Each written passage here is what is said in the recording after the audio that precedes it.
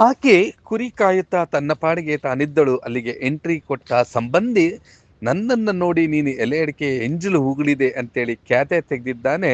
ತಾನು ನಿನ್ನ ನೋಡಿ ಉಗುದಿಲ್ಲ ಎಂದರೂ ಕೇಳದೆ ಆಕೆಯ ಮೇಲೆ ಹಲ್ಲೆ ಮಾಡಿದ್ದಾನೆ. ಬಳಿಕ ಆಕೆಯ ಮನೆಯ ಬಳಿ ತನ್ನ ಪಟಾಲಂ ಕರೆದೊಯ್ದು ಮಹಿಳೆಯರು ಮಕ್ಕಳು ಎನ್ನದೆ ಮಾರಕಾಸ್ತ್ರಗಳಿಂದ ಹಲ್ಲೆ ಮಾಡಿದ್ದಾರೆ. ಅಷ್ಟಕ್ಕೂ ಈ ಕ್ಷುಲ್ಲಕ ಕಾರಣಕ್ಕೆ ಇಂತಹದ್ದೊಂದು ಘಟನೆ ನಡೆದಿದ್ದಾದ್ರೂ ಎಲ್ಲಿ ಅಂತೀರಾ? ಅದೆಲ್ಲವನ್ನು ಕೂಡ ದೃಶ್ಯಗಳಲ್ಲಿ ನೋಡೋಣ ಬನ್ನಿ. ಎಲೆ ಎಣಿಕೆ ಎಂಜಲು ಉಗುದಳು ವೃದ್ಧೆ ಮಹಿಳೆ ಮುನಿಯಮ್ಮ ಕುಟುಂಬದ ಮೇಲೆ ದಾಳಿ. ಹತ್ತಿರದ ಸಂಬಂಧಿ ಕೃಷ್ಣಮೂರ್ತಿ ಅಂಡ್ ಗ್ಯಾಂಗ್ ನಿಂದ ದಾಳಿ. ದಾಳಿಯ ಎಲ್ಲ ಎಕ್ಸ್ಕ್ಲೂಸಿವ್ ದೃಶ್ಯಗಳು ನಿಮ್ಮ ಬ್ಲೂಮ್ ಟಿವಿಯಲ್ಲಿ. ಹೌದು, ಈ ಒಂದು CCTV ಕ್ಯಾಮೆರಾದ ದೃಶ್ಯಗಳನ್ನು ನೋಡ್ತಾ ಇರುವಂತಹ ಈ ಒಂದು ಗುಂಪು ಮಹಿಳೆ ಸೇರಿದಂತೆ ಆಕೆಯ ಕುಟುಂಬದವರನ್ನ ಹೀಗೆ ಹೆಳೆದಾಡಿ ಮಾರಕಾಸ್ತ್ರಗಳಿಂದ ಹಲ್ಲೆ ನಡೆಸಿ ರಕ್ತ ಗಾಯಪಡಿಸಿರುವಂತಹ ದೃಶ್ಯಗಳು ಕಂಡು ಬಂದದ್ದು ಬೆಂಗಳೂರು ಹೊರವಲಯ ಆನೇಕಲ್ ತಾಲೂಕಿನ ಸರ್ಜಾಪುರಕ್ಕೆ ಸಮೀಪದ ಬಿಲ್ಲಾಪುರ ಗ್ರಾಮದಲ್ಲಿ. ಇಲ್ಲಿನ ನಿವಾಸಿ ವೃದ್ಧೆ ಮುನಿಯಮ್ಮ ಮತ್ತು ಆಕೆಯ ಕುಟುಂಬದವರ ಮೇಲೆ ಸೋದರ ಸಂಬಂಧಿ ಕೃಷ್ಣಮೂರ್ತಿ ಮತ್ತು ಕುಟುಂಬದವರು ಕಬ್ಬಿಣದ ರಾಡ್, ಕಲ್ಲು, ದೊಣ್ಣೆಗಳಿಂದ ಹಲ್ಲೆ ಮಾಡಿ ಆರೋಪ ಮಾಡಿದ್ದಾರೆ. ಮನೆಗೆ ಸಮೀಪದಲ್ಲಿ ಕುರಿ ಮೇಯಿಸುತ್ತಿದ್ದಂತಹ ವೃದ್ಧೆ ಮುನಿಯಮ್ಮ ರಸ್ತೆಯಲ್ಲಿ ಎಲೆ ಅಡಿಕೆ ಹೆಂಜಲು ಉಗುಳಿದ್ದಾಳೆ. ಅದೇ ಸಮಯಕ್ಕೆ ರಸ್ತೆಯಲ್ಲಿ ಹಾದು ಹೋಗ್ತಾ ಇದ್ದ ಕೃಷ್ಣಮೂರ್ತಿ ನನ್ನನ್ನು ನೋಡಿ ಹೆಂಜಲು ಉಗುಳಿದೆ ಅಂತೇಳಿ ಕಿರಿಕ್ ತೆಗೆದಿದ್ದಾನೆ.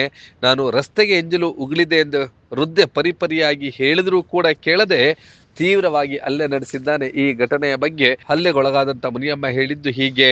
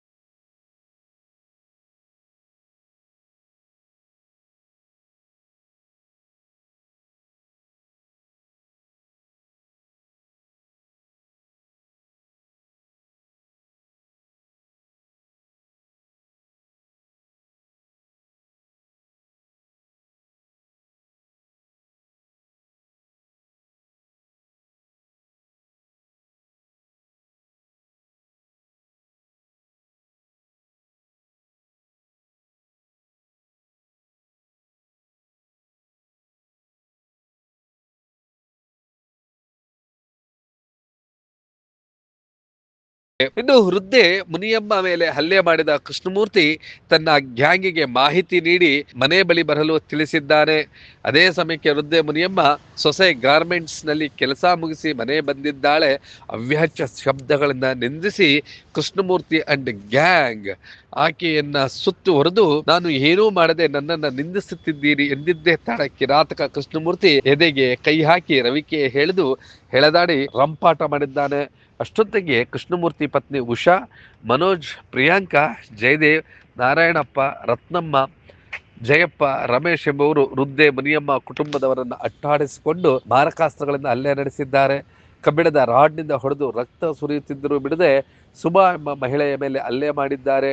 ಈ ಹಿಂದೆ ಹಲವು ಬಾರಿ ಸಣ್ಣ ಪುಟ್ಟ ವಿಚಾರಕ್ಕೂ ಕಿರಿಕ್ ತೆಗೆಯುವಂತ ಕೃಷ್ಣಮೂರ್ತಿ ಕುಟುಂಬದವರು ಈ ರೀತಿ ಹಲ್ಲೆ ಮಾಡಿದ್ದಾರೆ. ಜಮೀನು ಸಂಬಂಧ ನ್ಯಾಯಾಲಯದಲ್ಲಿ ಕೇಸ್ ಹಾಕಿರುವುದೇ ಚೆಲ್ಲ ಕಿರುಕುಳ ಕೊಡಲು ಕಾರಣ. ಹಾಗಾಗಿ ನಮಗೆ ಈ ನ್ಯಾಯ ಕೊಡಿಸಬೇಕು ಅಂತೇಳಿ ವೃದ್ಧ ನೊಂದ ಮಹಿಳೆ ಆಗ್ರಹಿಸಿದ್ದು ಹೀಗೆ.